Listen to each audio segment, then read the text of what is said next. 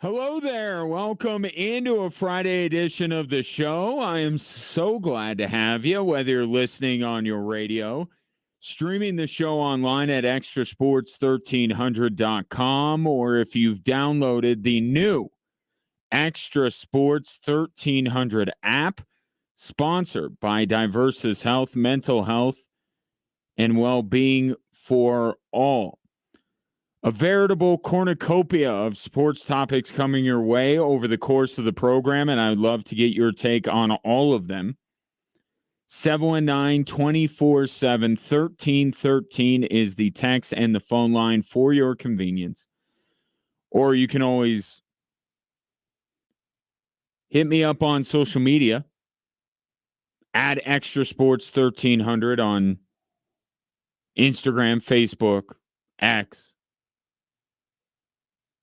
Or you can find me personally at Gingerly Tweets on X and at Kaufman Sports on Instagram. Corey Roldan of KKTV 11 Sports will join me at 4:20 to discuss the football weekend, and that's where we begin.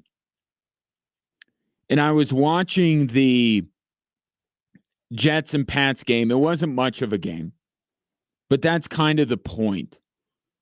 Because I think it set the tone for what week 3 is going to be in the NFL. And I think it's pretty widespread. There are some teams that are missing some key pieces. There are teams that you've already decided what they are, and you have pretty good evidence to back up your claim. But I think most of the games this weekend, and I would include the Bucs and Broncos in this, are really... you're kind of going to know. You have your thoughts on your favorite team or on many teams in the NFL, but it's been 2 games. Like, fluky stuff has happened. You know, it's that what? Once is an accident, twice is happenstance, kind of that kind of an idea, right? You get to 3, now you can kind of break any ties that you might have. A team plays bad week 1, plays better week 2. Okay, what are they? I think that that's what week 3 is going to be. And it's not necessarily, okay, this team's a Super Bowl contender. I think that comes later in a season. You could be impressed. You can certainly have thoughts that a team is a Super Bowl contender, but really deciding for sure, okay, this team is for real. I don't think that happens in weeks 1 through 3. But I look at last night's game between the Jets and New England, and the Jets didn't make a great first impression, but they played San Francisco. Right? I don't know how many people saw the Jets play the Titans. They didn't look overly impressive. And then last night, it kind of all clicked. Aaron Rodgers was moving around well, throwing the ball well. And afterwards, he said, felt like himself. I was, feeling real good out there. I felt good pregame. And, I've been progressing. I said to you guys after week 1, it's going to be a process of continuing to extend plays once I feel more comfortable. And this was kind of the first step in playing like I know I'm capable of playing. I felt like I was, myself. And I think you saw that. So you can kind of take the Jets through 3 weeks and say, you know what? They're a good football team. Maybe not a great football team. Maybe they're not the best team in their division, but they're good. And we'll see where that gets them. And then conversely, you have the New England Patriots, who got a nice win against Cincinnati, although we know the history of the Bengals. They tend to start off slow. They've done it the last 3 years. Then they lose in overtime to Seattle.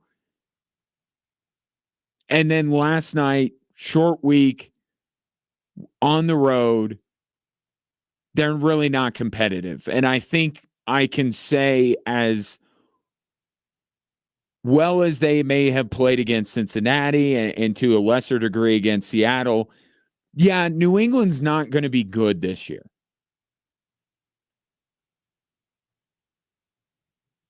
I think I can say that. It wasn't an easy situation to go into on Thursday night, but you just see that offensive line. Jacoby Brissett got absolutely beat down by a Jets pass rush that still is without Hassan Reddick, and I don't know that they're an elite pass rushing team.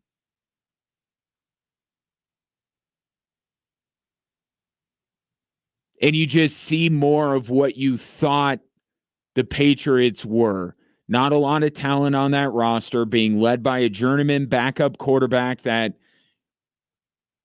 can pop up every now and again, because with these kind of guys, and we saw this last year when so many starting quarterbacks got hurt, like there are a lot of solid backup quarterbacks, and Jacoby Brissett is one of them.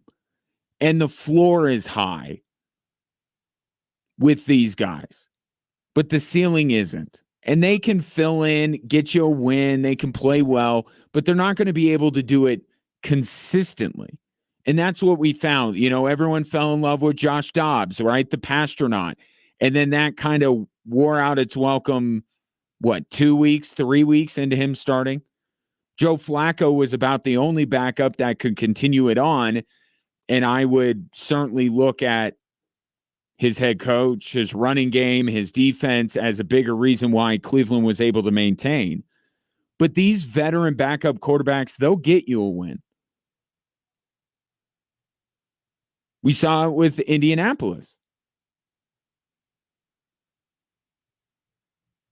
And I think that was week 1 against a team that is notorious for starting slow out of the gate. And now 3 weeks in, bigger body of work, you're like, okay, New England's not good. And the Jets are good. But they need to do more than beat Tennessee and beat New England in order to show that they are on the same level as Buffalo, Kansas City. We think Cincinnati and Baltimore, although they have something to prove this weekend. That elite level of team in the AFC. And you look at these games this weekend. Minnesota against Houston. Minnesota was the team I said earlier in the week of the 2-0 teams that I probably believed in the least. And going against a Texans team that's looked very good. We'll see if they can keep it up. I could be wrong about Minnesota,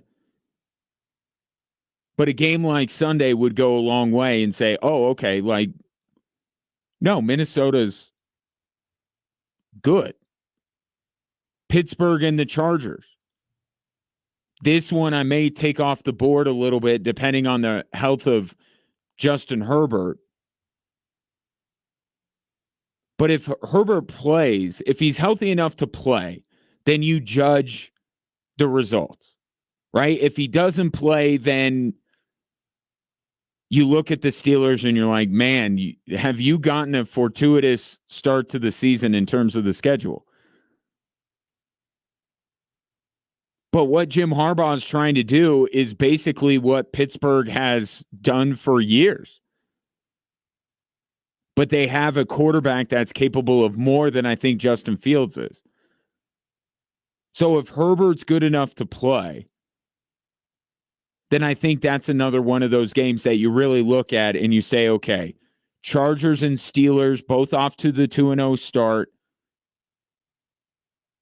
Is it sustainable? Are they really good, or do you start to look back at their previous two opponents and are like, okay, maybe we overrated them a little bit? New Orleans, right? New Orleans, historically great to start the season. Philadelphia is going to be coming at them with everything they got.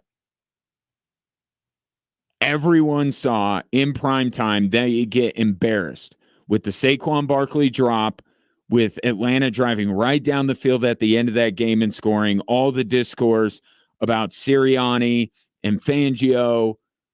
Philadelphia is going to look for a bounce back in a big way. And Philly, as far as a defense is concerned, might be the best New Orleans has gone up against in terms of talent. So does New Orleans sustain their historic start? Or do they come back down to earth a little bit? I think New Orleans is good. And beating Philadelphia, I would say that qualifies as New Orleans being good. But just how good are they? And then I look at Tampa and Denver. I feel pretty good about the way I feel about the Denver Broncos, the conclusions that I've drawn. But if they can at least point in the right direction, show some progress, show that they've learned from the previous 2 weeks, then this is going to be a really long season for them. And I'm not saying that they have to win in order to do that. They have to just show that they're making adjustments. Bo Nix has to show that he's doing a little bit better. The running game, all that kind of stuff. They just got to show some signs that, okay, they were taking in some of the game film. They went out with a very similar game plan week 1, week 2. Now it's time to change it up. Now it's time to see what Bo Nix has done well through 2 games and let him do more of that. And then on the other side for Tampa, if they're as good as some people are saying, they should have no problem with Denver.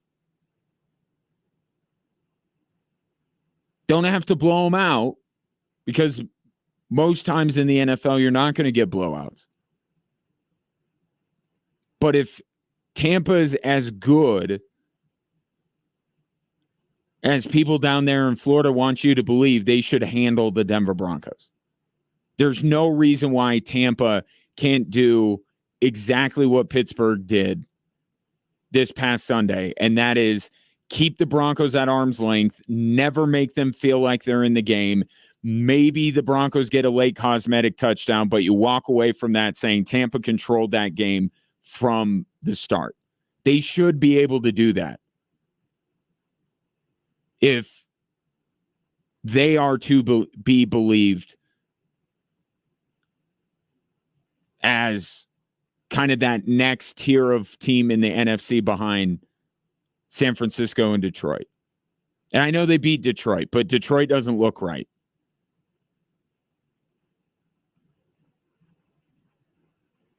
So there are a lot of games on the NFL slate this weekend. I think it started with last night, where you're going to feel pretty good about your conclusions about a team that you draw after week 3. There's enough of a sample size to go on after 3 games. If they played well in one game and not in another, now you kind of break that tie. I think we're going to be able to speak on some of these teams with a little bit more authority, good, bad, or indifferent, after Sunday. And I think you got a glimpse of that last night. Okay. Nice win for New England week 1. They're not very good. Jets are good. Let's see when they go up against Buffalo. Just truly how good they are. 719-247-1313. Just getting going on this Friday edition of the show. Coming up next, you could argue it was the best day in baseball history, but there is a cap. There is a ceiling in the praise and the greatness that we have seen from Shohei Ohtani this season.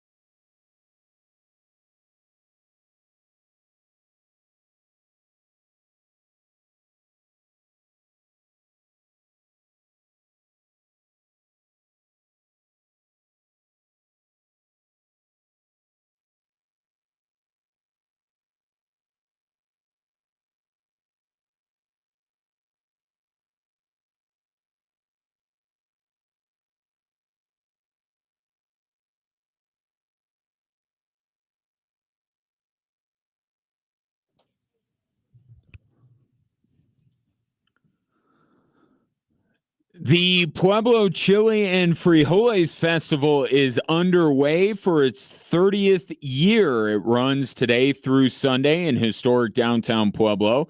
The event features live entertainment, street vendors, cooking competitions, and chilies. Plan your visit at PuebloChiliFestival.com.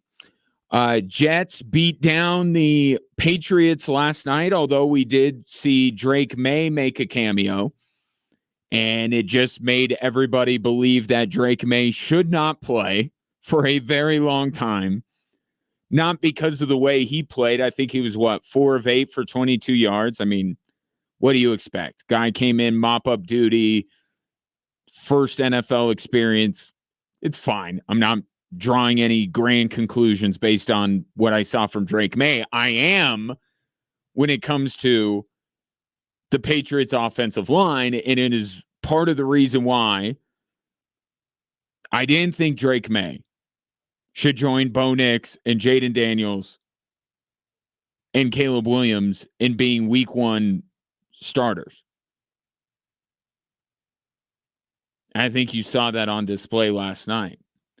To that end, from the 719, the question that comes to my mind from the game last night is, are the Jets really good or is New England really bad? New England's offensive line was just that offensive. Abomination would be maybe the word that I would use. Look, I'm with you. And all of these games, every game, there's 2 stories. Right? And 2 things can be true at once. The Patriots are not nearly as good as the Jets. But I think we kind of already knew that. And New England is this bad. But to your point about the Jets,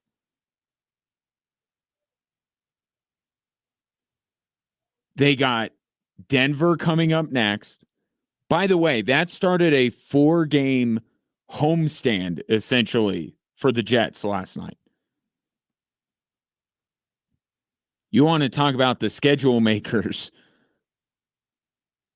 doing a team a favor.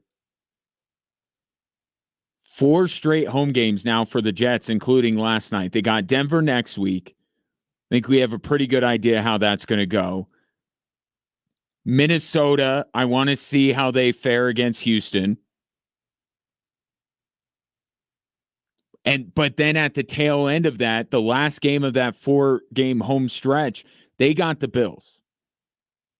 And I said this after they lost week 1 to San Francisco. If the Jets liken themselves as an elite team in the AFC, beating the Titans, Patriots, Denver, and I don't even know Minnesota, really shows just how good they are. Buffalo does.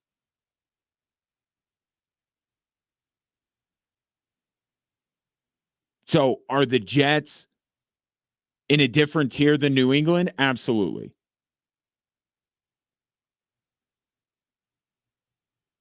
Is New England that bad? Yes.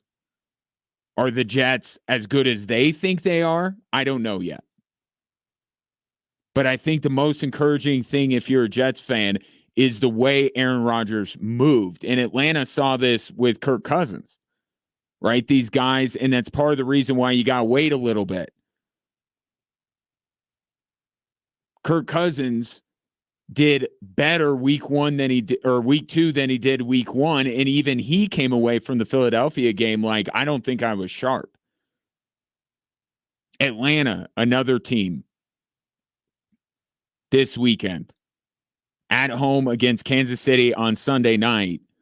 There are going to be some conclusions about this Atlanta team after that one.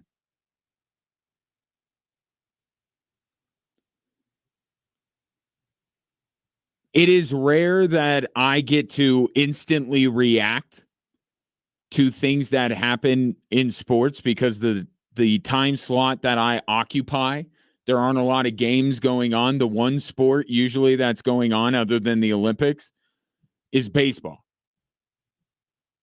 And there isn't a lot to really lock in on when it comes to baseball.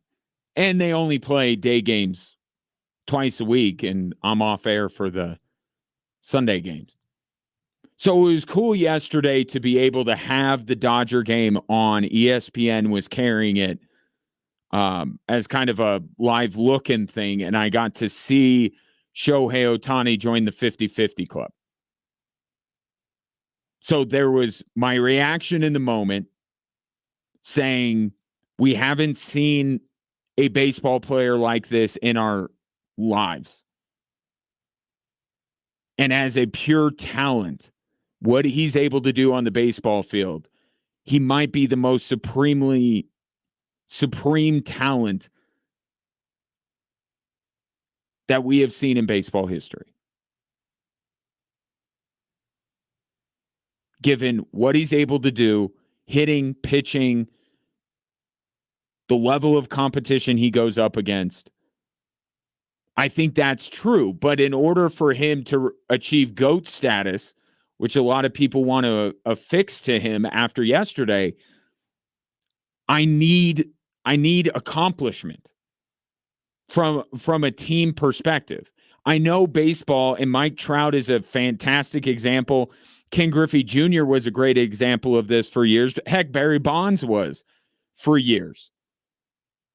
Think about that. Think about some of the most supremely talented baseball players we have ever seen were all very much let down for a good chunk of their career by not being on good teams. So it's not Ohtani's fault that he didn't play for anything in Anaheim. But you still need those playoff performances. You need that playoff success as a team before I'm going to label somebody the GOAT. And that's kind of where I am with Shohei Ohtani, even after he did something that we have never seen, and that's join the 50-50 club. Interesting reaction from Ohtani. Of course, this is through an interpreter, not that one, a new one. Here's Ohtani on reaching the 50-50 mark. If I'm being honest, it was something I wanted to get it over as soon as possible because, the balls were being exchanged for every time I was up to bat. So it was something that, I wanted to get it over. Maybe not the exact reaction you want. I'm happy to get it over with because they kept messing with the baseballs. But it also fits who Shohei Ohtani is. Right? In order to do what he's done in his baseball career, you have to be so incredibly locked in. And even a minor disturbance like them switching out the baseballs to get a special one in there just in case it happens to be his 50th home run ball irks you. And he also talked at length through his interpreter yesterday about, and I heard him on MLB Network yesterday, talking about wanting to get onto the playoffs. That's why he joined LA. He didn't join the Dodgers so he could have a 50 home run, 50 stolen base season. He probably could have done that in Anaheim. He joined the Dodgers so he could win and so he could play in the postseason. He said that his greatest moment in his baseball career was striking out his teammate. And it didn't matter who he was going up against. It just so happened that he was going up against Trout in the World Baseball Classic. This dude wants to win. And that was a winning moment. That was the only winning moment he's had since he came over from Japan. I don't think he's thinking about his legacy, but he wants to play meaningful baseball games. He wants to be able to compete for a championship. And I think he needs to on a pretty regular basis from here on out for him to get into that GOAT conversation. But as a talent, we've never seen anything like it. Now, as far as the accomplishment goes, as a singular accomplishment in a season, I would put it over Bonds' 73 home runs. I would put it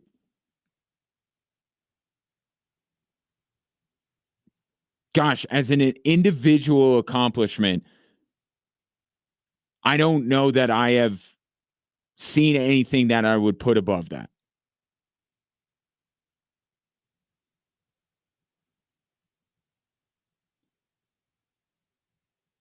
And what we saw yesterday, him going 6 for 6, 3 home runs, 10 RBIs. Yes, I know the last home run was off of a position player. Couple of stolen bases. That might have been the greatest singular offensive performance I've ever seen. And I was going through some of it. It is just the 17th 10 RBI game ever. Many of those occurred before I was born. And it's just the 5th 6 for 6 game with 3 home runs. And he's doing it with what he just talked about there. Everybody waiting for him to get to 50-50. All the hoopla, all the fanfare, maybe some pressure alongside it, and he reaches that club doing what he did yesterday. So, greatest in-season accomplishment I've seen. Maybe the greatest offensive day I've ever seen.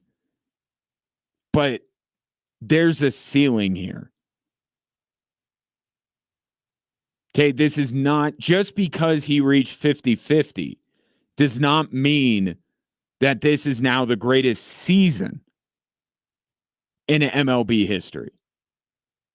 And I think some people have started to make that, and I understand why, but I think it's okay to kind of stop yourself and go, okay, this is amazing, but just because he gets to 50-50 doesn't mean we're witnessing the greatest season in baseball history. And the one that I hold up as the gold standard, and look, if you want to get into analytics and talk about WAR, a lot of baseball people love to use WAR as an argument. He's 4th.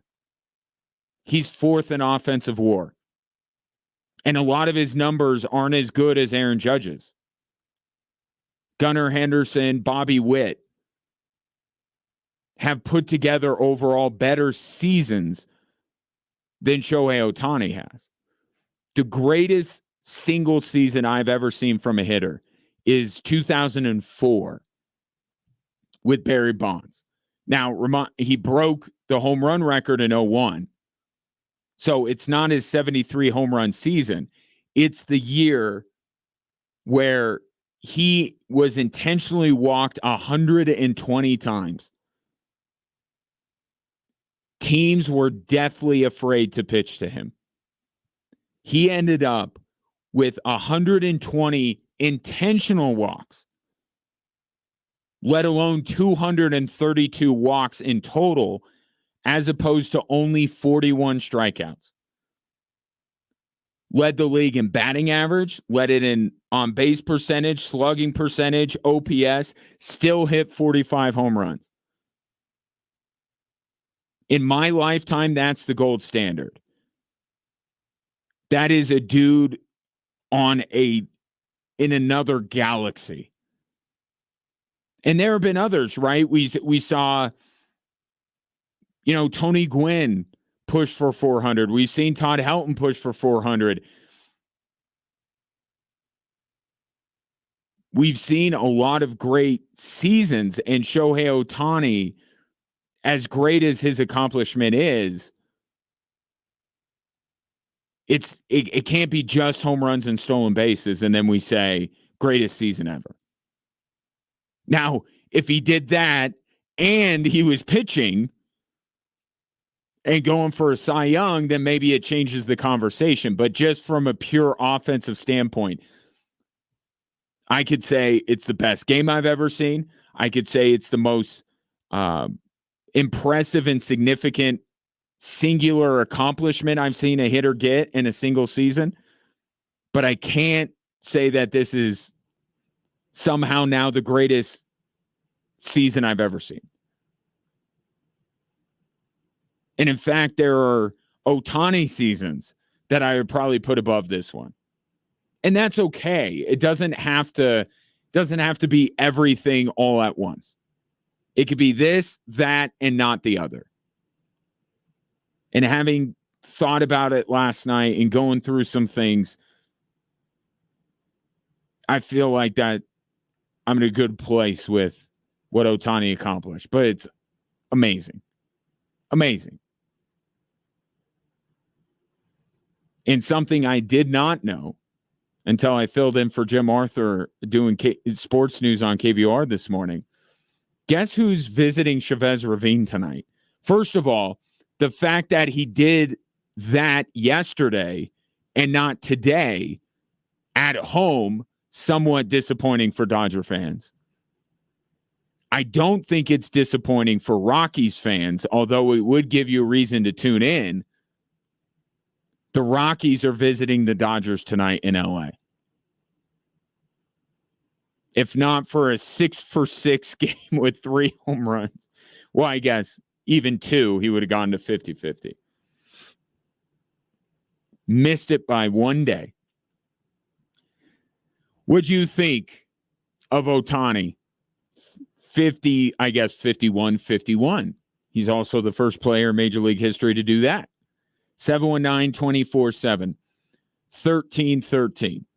Coming up next, if you're a little skittish about the Denver Nuggets handing Jamal Murray his max extension, wait till you hear what another NBA team did with one of its stars. That's next here on Extra Sports 1300.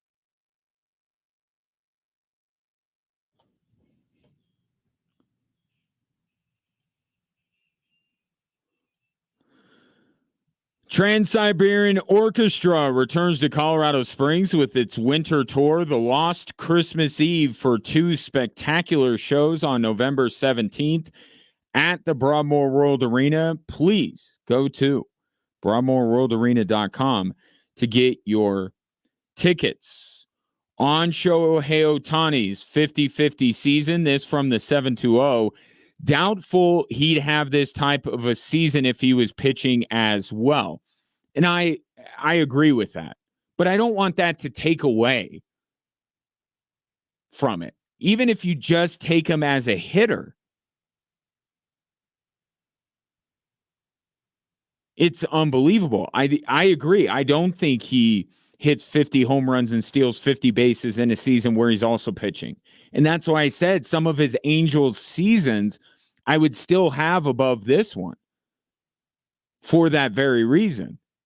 But that in and of itself is an impressive sentence, right? To think about. Oh, if he was also pitching, he would not have this kind of season. Well, how many guys are in a situation where they put up 50 home runs, 50 RBIs, and they're doing only half of their job? It's remarkable. And so he's doing this 50-50 while rehabbing his pitching injury, while dealing with the interpreter stuff, although I'm sure that he's, we've all moved on. I'm sure he has as well, but maybe things pop up every now and again.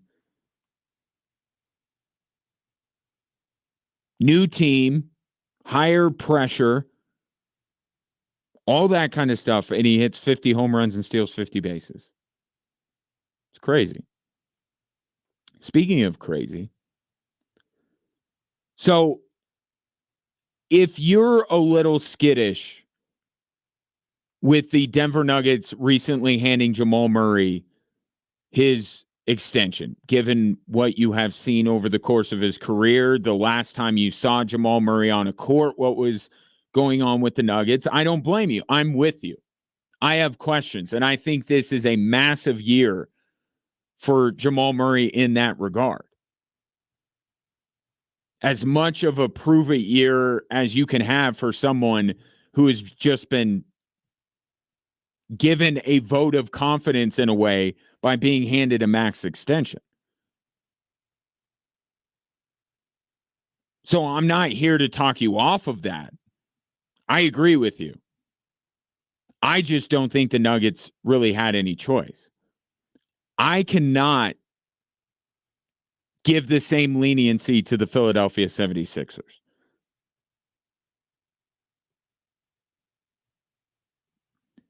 The Sixers just handed Joel Embiid a 3-year, $192.9 million extension. Yes, it is a max extension, and it comes with more money because he has achieved MVPs and All-Star games, which Jamal Murray has not. Here's the thing. Joel Embiid is not entering the last year of his deal like Jamal Murray is. Philly did this early. And I have to wonder why. Could we not extend the exact same thoughts to Joel Embiid that we do Jamal Murray?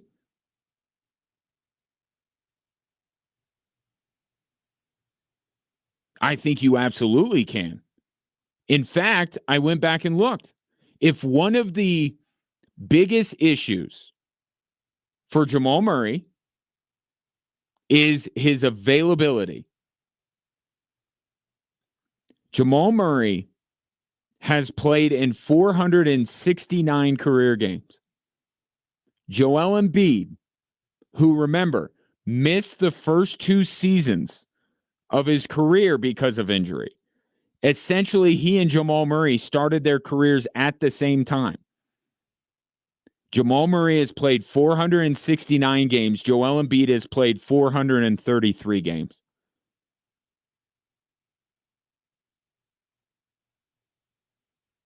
If you have some reservations about the Denver Nuggets paying Jamal Murray, then please extend those to Philadelphia as well.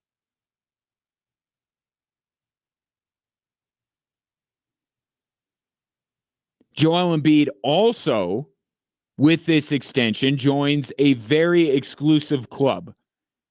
It is the $500 million club. And no, I am not, nor will I ever be a part of this club. But there are some names that you will recognize that are in this club. One of them is LeBron James, who on his resume has 4 MVP awards and 4 NBA titles. Another player on that list or in that club is Steph Curry, who has won 2 MVPs and 4 NBA titles. Another one is Kevin Durant, who has 1 MVP and 2 titles. And then now in that group, coincidentally enough, teammates now with the Philadelphia 76ers, Paul George and Joel Embiid.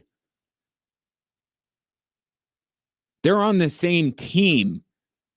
When we do this, one of these things is not like the others. In this regard, if you're looking at the $500 million club, 2 of these things are not like the others, and they are both playing on a team with championship or bust written all over them. Between them, no titles, 1 MVP.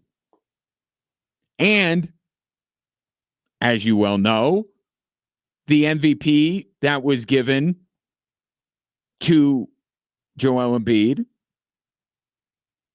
can be protested a little bit. We know that a fair amount of voters were actually casting a vote for not Nikola Jokic than they were for Joel Embiid. But even if you gave him and said, you know what? No, he absolutely deserved that MVP. Dude hasn't been out of the second round. And I know look, Sixers fans are tired of hearing that, but you know, the only way that they will stop hearing it is if Joel Embiid takes the Philadelphia 76ers out of the second round.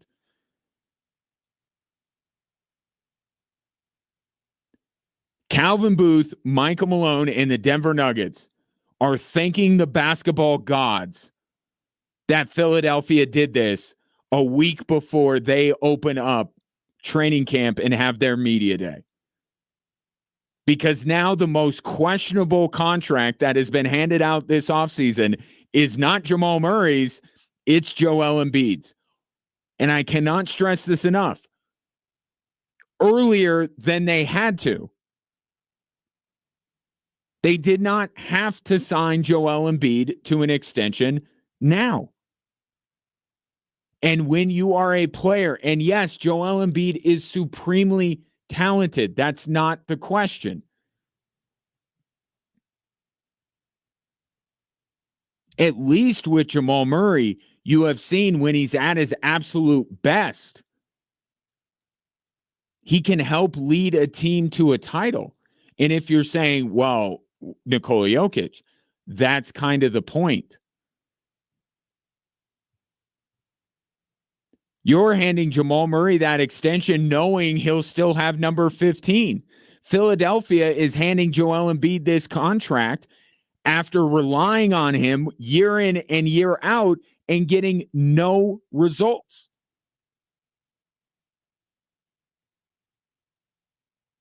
And they doubled down by adding Paul George.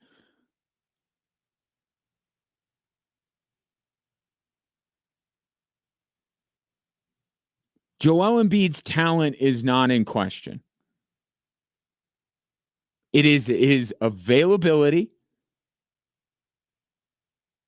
and it is his playoff performance. One of those he has in common with Jamal Murray, one, not as much. Certainly this year, you could put them on an even level. Year before that, no.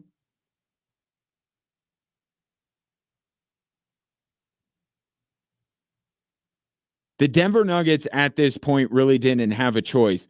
The Sixers absolutely did. Does Joel Embiid not need to prove anything? I think he needs to prove a lot. I'm already completely over this Jokic Embiid debate because it's not a debate. They're both great players, very talented players. That is true. To keep forcing Joel Embiid into the conversation with Nikola Jokic is disrespectful to Nikola Jokic. Not only is he a better player, but he has achieved far more than Joel Embiid has.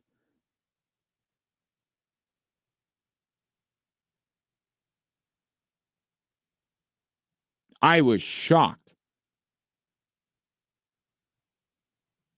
when I saw this news and realized that the Sixers were under no edict to have to do this. You know, we talk about these quarterbacks in the NFL, the next guy that gets paid, oh, he doesn't deserve it. He doesn't deserve it. Do you know how many quarterbacks currently starting in the NFL have won Super Bowls? 3. There are 5 total quarterbacks in the NFL right now, 5 that have ever won a Super Bowl. 2 of them are Joe Flacco and Russell Wilson. That leaves Mahomes, Rodgers, Stafford. And there are only 3 players in the NFL currently that have ever won an MVP: Lamar, Mahomes, and Rodgers. So when we say, oh, this guy doesn't deserve it, this guy doesn't deserve it, well, if we judge by MVPs and championships, it's like even Josh Allen doesn't deserve to get paid. But in the NBA, there are more players. There are more players with titles. There are more players with MVPs. There isn't just a couple of it's not Brady hogging everything and now Mahomes hogging everything. We've seen other players in the NBA. Like there's a bigger group of players to measure Joel Embiid against in terms of accomplishment, and he doesn't stack up. And yet he is now in the same breath as LeBron, Steph, and KD.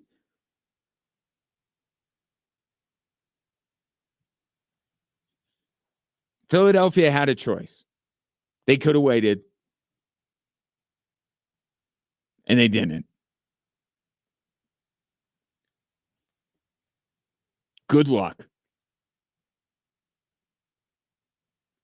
719-247-1313. Coming up next, Broncos and Bucks on Sunday. We've been talking so much this week, for good reason, about how the Broncos will fare offensively. Well, defensively, they also have a pretty tall task. We'll talk about it next on Extra Sports 1300.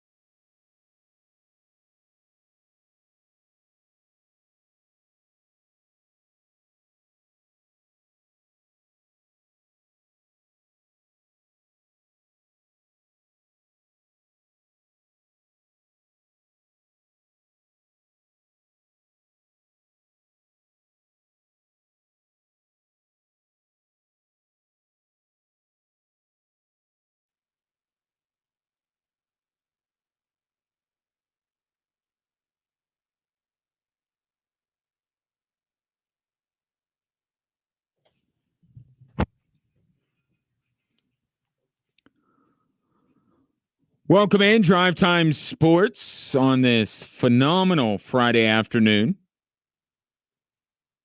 Hopefully it's phenomenal where you're listening. We are worldwide. And you can watch the show anywhere you are on our social media platforms at Extra Sports 1300, XTRA Sports 1300, Facebook, Instagram, X, YouTube. All there. Corey Roldan of KKTV 11 will join me a little less than 20 minutes from now to discuss the weekend in football from the prep ranks to the pro ranks. And I want to start this hour with the pro ranks. Now, for good reason, and I said this before the break, for good reason, we've been talking a lot this week about how the Broncos offense is going to make strides or needs to make strides against Tampa. And that won't be easy, although there's been some injury news that is not great for Tampa. They're going to be without a couple of key defenders, it looks like, including Vita Vea, who they still beat Detroit. I know Bucs fans will say we beat Detroit anyway. But suffice to say, the Bucs are not at full strength defensively. Offensively, they are. And that presents maybe a bigger issue for the Denver Broncos Sunday than Tampa's defense.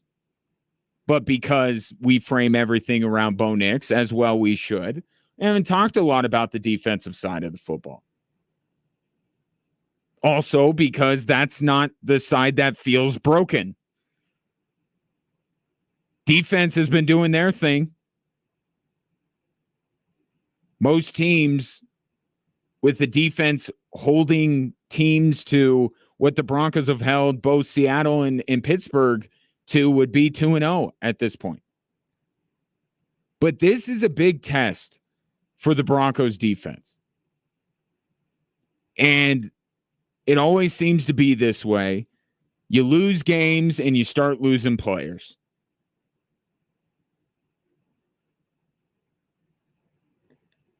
And with the Broncos seasons the way they've been lately, it always seems like losses start to mount, injuries start to mount. Baron Browning, we already know about Mike McGlinchey being out for the next 4 weeks, and Alex Palczewski will be starting at right tackle.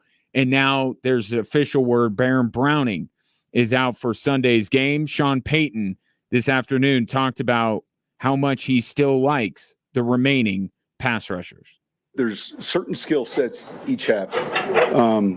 Man, Jonah's been obviously a good addition, is playing well for us and playing well in the kicking game. Nick, the same way.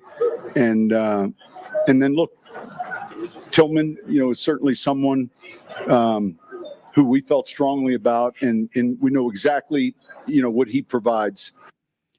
And of course, that's DeAndre Tillman, who will kind of, to me, slot in at the bottom of that rotation or at the back of that rotation. We'll see who lines up opposite Jonathan Cooper with Baron Browning out. But to Sean Payne's point, Jonah Ellis, unlike Bo Nix, has taken his preseason form and translated it to the regular season. But the strength of this Broncos pass rush is twofold. One, it's in numbers. The idea that Vance Joseph can cycle through these guys, right? Starting with Browning and Cooper, and then he can go with Ellis and Benito and just keep cycling them. There's really not all four of them. You may like one, and I think certainly Jonathan Cooper has set himself a little bit apart from the other guys so far this season. But they're all at about the same level as players. So you don't overly panic without Baron Browning because you know that there's a serviceable replacement for him. But as the game wears on, and if Tampa is going to try and sling it around the yard, all of a sudden you're down one guy, and with all due respect to, DeAndre Tillman, that's where the drop-off happens. Now you don't have that, these two guys followed by these two guys. There's a little bit of a drop-off. And I think that's part of what the Broncos bank on in order to generate a pass rush routinely. So I'm not worried about I wouldn't be worried about losing Browning because you have Ellis or Benito that can step in. But now it's that second group. You have Tillman stepping in, and that's where the drop-off happens. Another part of this, no one has blitzed at a higher rate this year than the Denver Broncos, and it's not particularly close. Talk about how great Zach Allen has been, how good the pass rush has been. And that's true. Blitzes are allowed. Not trying to detract from the Denver Broncos at all. They've been very good defensively. Zach Allen has been a problem for both the Seahawks and the Steelers.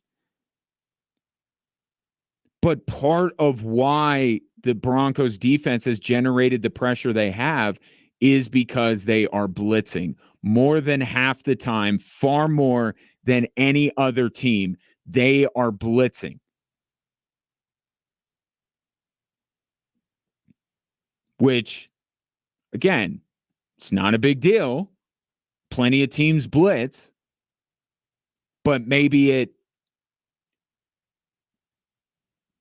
kind of brings into focus, right? Because I said I like the pass rush group, but there's not a guy in there. Right? Whether it's the Bosas, whether it's Khalil Mack, whether it's TJ Watt, whether it's Max Crosby, Chris Jones, like so many teams have at least one pass rusher that anytime there's a third down or a crucial down, they can trust that guy to get to the quarterback. I don't know that the Broncos have that guy.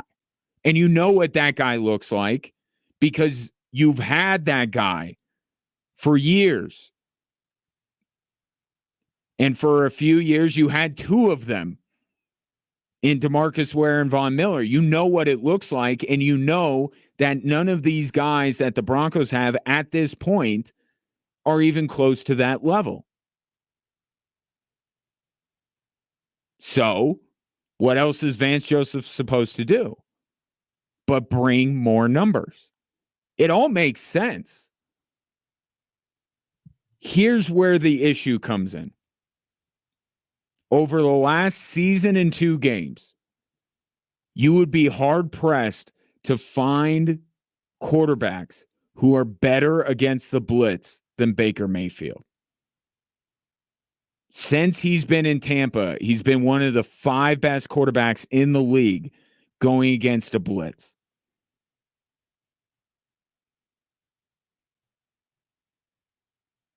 So maybe the unstoppable force meets the immovable object in that regard. You have a team that generates a decent amount of pressure because of their blitz, and you have a quarterback that is about as good as anyone in beating it.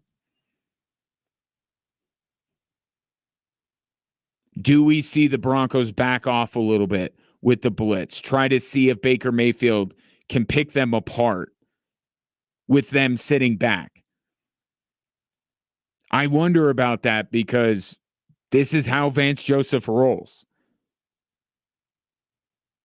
And he has to be feeling so good about his defense right now where he says, you know what, we're going to do our thing. And we're going to trust that our blitz is better than Baker Mayfield's ability to beat the blitz. Don't know if it's a great bet, but it's going to be outside of just Bo Nix, maybe the next most interesting thing that you watch for on Sunday how much the Broncos bring extra rushers and how good Baker Mayfield is at finding his receivers despite that pressure. Now, let's take it one step further. Baker Mayfield, at his disposal, has arguably the best wide receiver tandem in the National Football League. There aren't many tandems that are better than Chris Godwin and Mike Evans, and through a couple of games and even going back to last year, they look to be Chris Godwin and Mike Evans. You're coming off of a game where George Pickens, one of the best receivers outside the numbers, really gave Pat Surtain some problems. Are you going to put Pat Surtain on Mike Evans and leave him on an island? Now, if there's anyone on the Denver Broncos that struggled against Pittsburgh that I would bet would bounce back, it would be Pat Surtain. He is usually the constant. But if he's on Mike Evans, this is not a great matchup. Given what we saw last week against George Pickens, I would almost move Surtain over to Godwin. Trust that Surtain can take Godwin out of the game. Put Riley Moss with safety help over the top on Mike Evans. Because I have very high trust in Pat Surtain's ability to lock down Chris Godwin. I don't know one-on-one with Mike Evans. We'll see how they play it. No matter what Sean Payton decides to do or Vance Joseph decides to do as far as the corner wide receiver matchups, he wants everyone to know that he feels really good about the guy opposite of Pat Surtain. When you're the corner opposite of Surtain, Gardner, just go through the list, you're probably going to be one of the most targeted. So I think he's playing really well. High praise. And understandably, a lot of people are picking on Riley Moss. And you really have to look and say, is this because, and I'm saying fans, I feel like are picking on Riley Moss a little bit. Is it because he's not any good, or is it because there's so much attention being paid to him because teams are going away from Pat Surtain? Again, that's I started the show with this idea that week 3, I think we're going to be able to speak with a little bit more authority on these teams because it's not as small of a sample size anymore. I think Riley Moss has been fine. Fine. I don't know that I would be as effusive with my praise as Sean Payton, but I think he's been fine.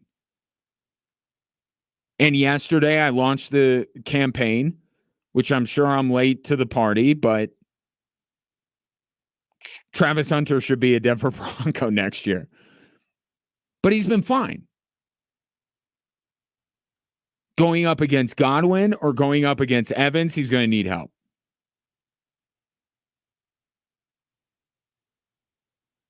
So do the Broncos blitz at a lower rate, given Baker's ability to beat a blitz? Or do they dance with the date that brought them and say, we believe our blitz is better than Baker Mayfield's blitz pickup? And then what do they do with the corners? Where do you want Surtain? And who are you trying to mark out of the game? I think you have a better chance of Surtain doing that against Godwin. So yes, Sunday is first, second, and third about Bo Nix and the play calling around Bo Nix and the blocking in front of Bo Nix and the running game with Bo Nix and the receiver's ability to catch the ball from Bo Nix. But when the Broncos defense is on the field on Sunday, it's interesting too. 719-247-1313. Take your thoughts, predictions for Sunday. Will the Broncos avoid an 0-3 start for the second consecutive season under Sean Payton? I'll pose that question to my next guest. He is Corey Roldan of KKTV 11 Sports. That and more football discussion with him next.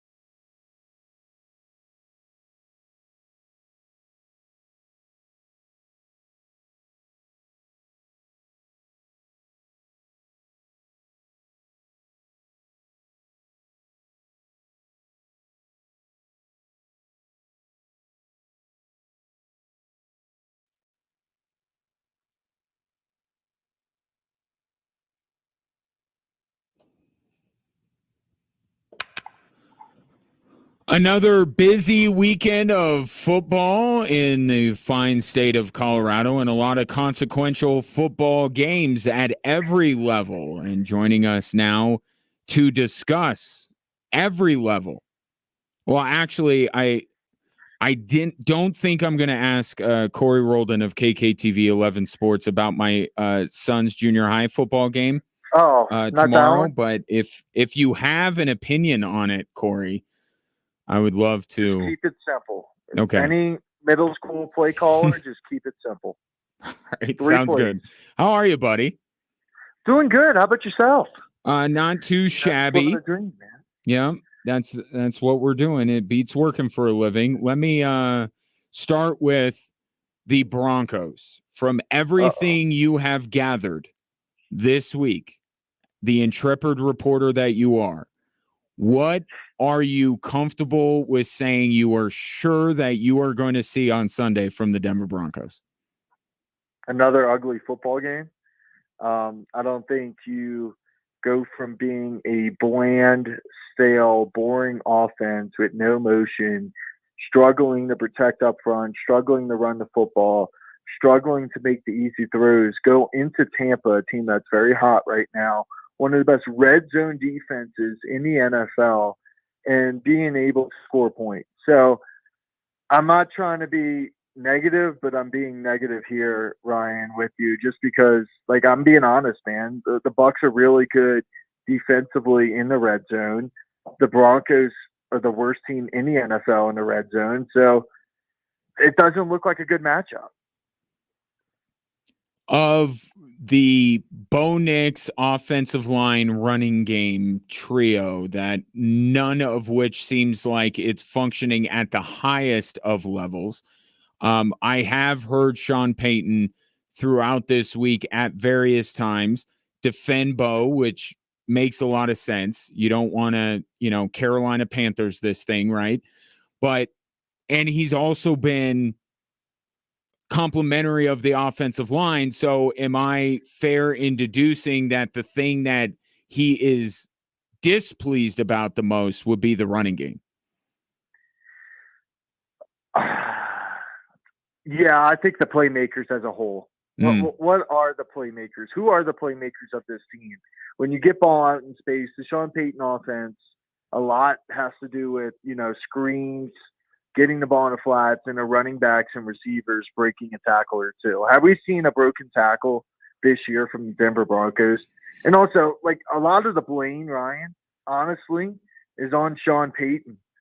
I watched the Saints this past Sunday. His former team, Clint Kubiak, motions, tons of pre-snap motions, getting the ball out in space, getting your playmakers the football with space. Have we seen the Broncos receiver catch the ball with space yet? Have we seen any pre-snap motion? No, and that's a great. Did you hear? Has anybody asked him about that this week? Because it doesn't.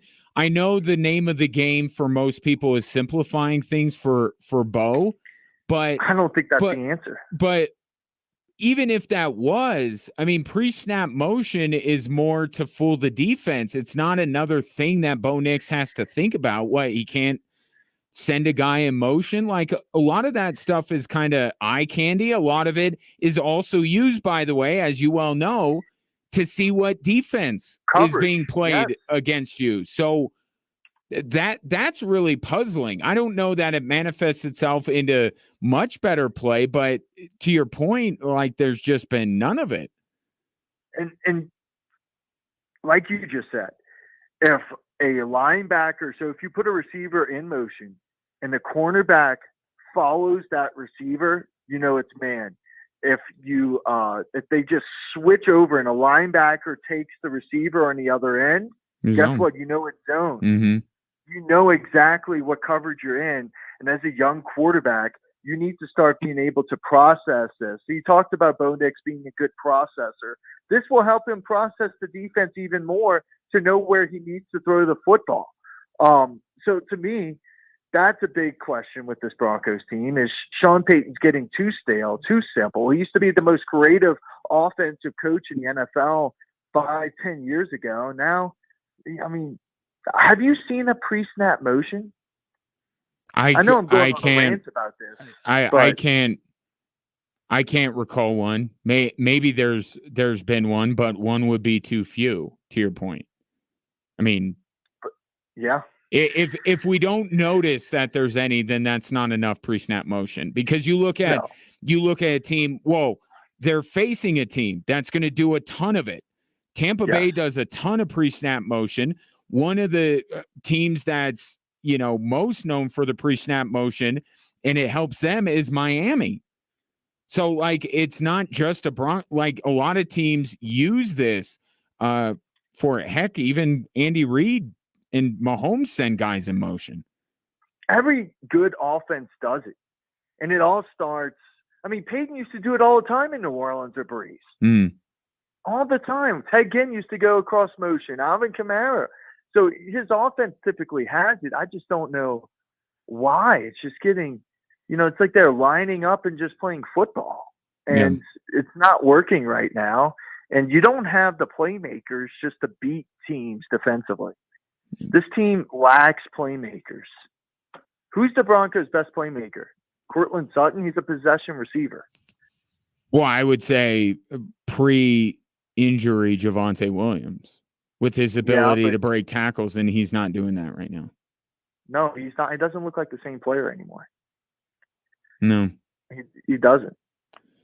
So if the Broncos lose this one, and I feel like that's where you're leaning, how bad does this get? They have the Jets after this. Then they have 2 divisional games against Vegas and the Chargers. And then, if memory serves, I think they play Carolina. Could they? No, I'm sorry. It would be New Orleans after the 2 divisional games. Looking ahead, if this is not the week to get win number 1, where would you look, given what you've seen across the NFL being the most likely place for a Broncos victory before inevitably they run up against, the Red Rocket in Carolina? So I think the Jets and Raiders are very inconsistent football teams. I know the Jets beat up on a bad Patriots team, but I could see them getting a win there against the Jets. I could see them beating the Raiders at Jersey. Jersey. Like a hostile. Yeah. It's not like a hostile environment. It's not Buffalo. It's not Pittsburgh. It's not Seattle. Sure.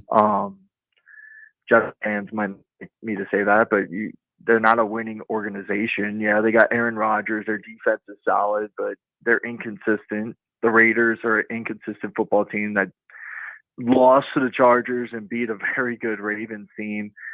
And then the Saints, I know, I'm a Saints fan, but I know Sean Payton's going to pull out his A game. Maybe he's saving all of his plays to go back to New Orleans and use it all. Maybe that's what he's doing. I don't know. I don't know, Ryan. You know him better than a lot of people around here. He may actually be doing that. Yeah. He may actually be doing that. Corey Roldan, KKTV 11 Sports, my guess. So I guess that's the silver lining. You believe that even if they don't win on Sunday, their first win might just be around the bend. Can we say the same thing if the Buffs lose tomorrow to Baylor? Oof. Man, I actually like Colorado in this matchup just because Baylor. I do too. I'm just going doomsday scenario here. All right, let's look at their schedule. UCF on the road. That's also another winnable game because KJ Jefferson has been not in sync with his receivers at UCF. Kansas State at home, that's rough. Arizona, that's rough. Cincinnati at home, that's winnable. So if you're going here, if you're looking to make a bowl game, right, Ryan, you got to beat Baylor this week. You got to beat UCF on the road. That puts you at, 4-1? You're going to lose to Kansas State at home, lose to Arizona on the road. That puts you at 4-3. You beat Cincinnati. And then you either got to beat Texas Tech on the road or Kansas on the road. Yeah, and in Kansas, the shine has come off of Kansas a little bit, and you're playing in Lubbock after a bye week. Yes. So that I think is the halfway to getting to 6 wins and making a bowl game. Are you going to be and that there would be a tomorrow? good season. Yes, I will be there tomorrow. 6 o'clock kickoff. First Big 12 game since 2010, 2011. So, yeah, it's going to be an exciting game. I think this is a very winnable game for Colorado. Obviously, defensively, Baylor is very good. Offensively, Baylor is not. They play 2 quarterbacks.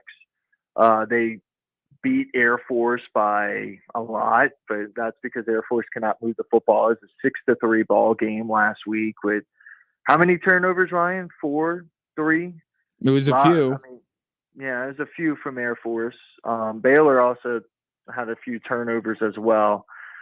But, yeah, I think this is a very winnable game, in my opinion, for Colorado tomorrow. A game that they should win, and I think they need to win. I'm with you on that. Corey Roldan, KKTV 11 Sports, my guest. Before Broncos, not that you're going to Tampa, but certainly you're going to be locked in on the Broncos this weekend. You're going up to Boulder. What are you up to tonight for your Friday night end zone?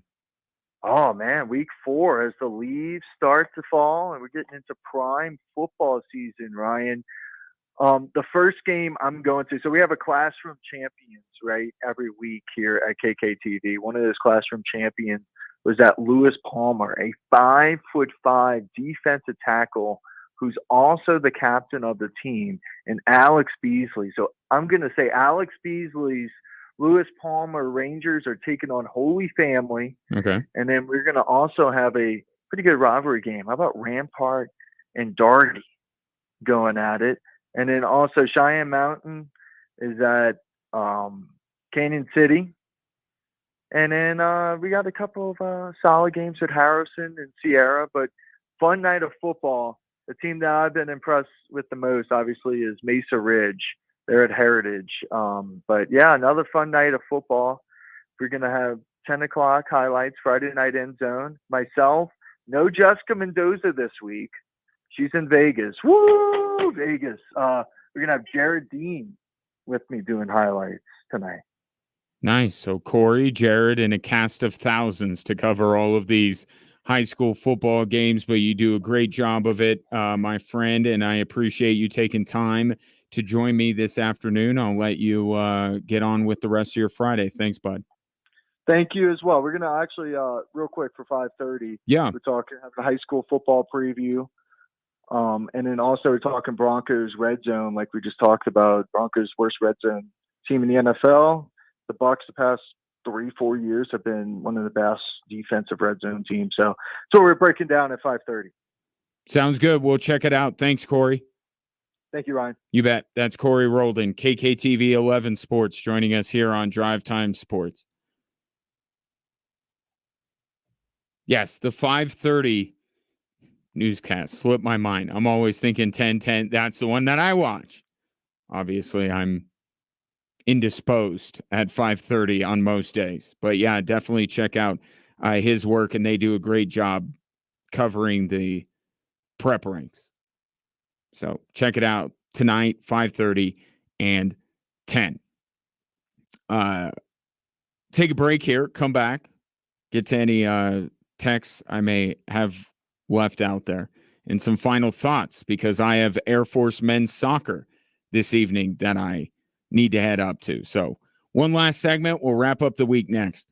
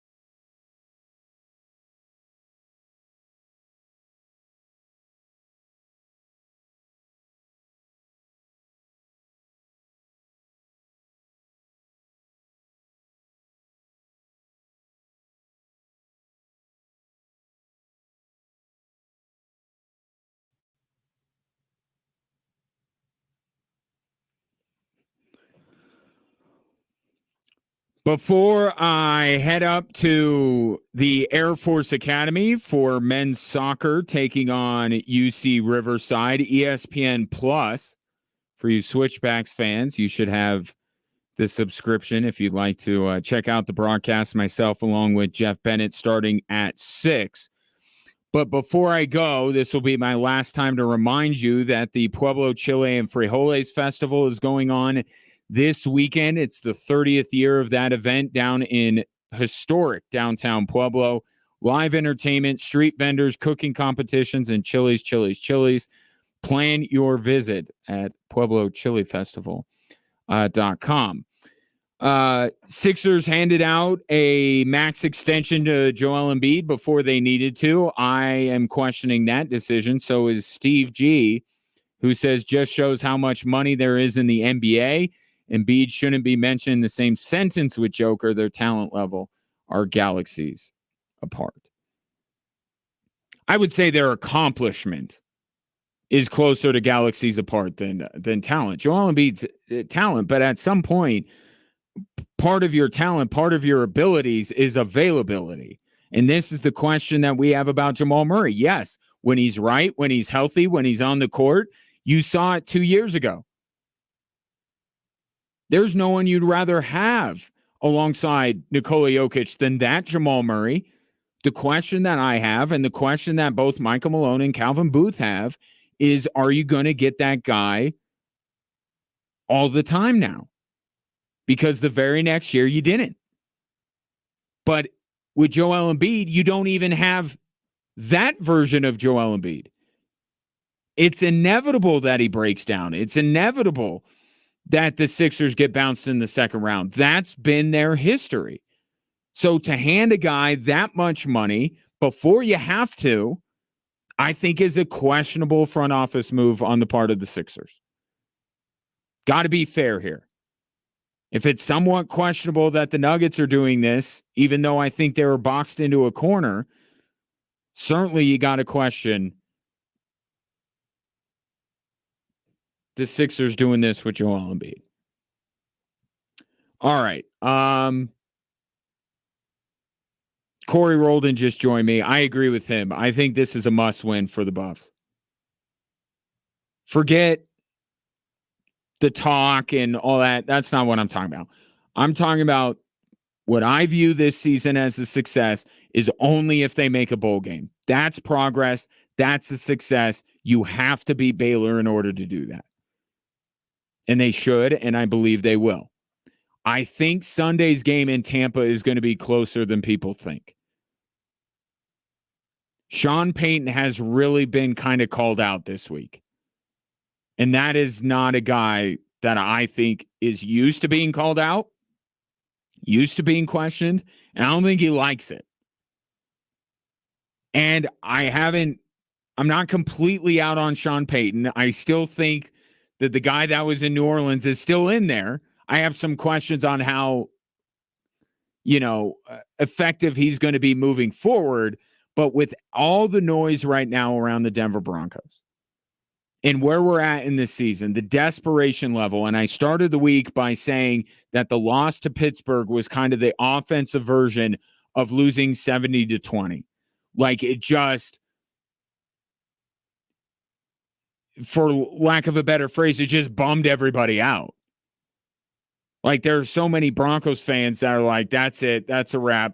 Get rid of everybody. It's a similar reaction to what I saw after the Miami game last year. But keeping with that theme, the Broncos ended up beating the Chicago Bears the very next week. The desperation level went up.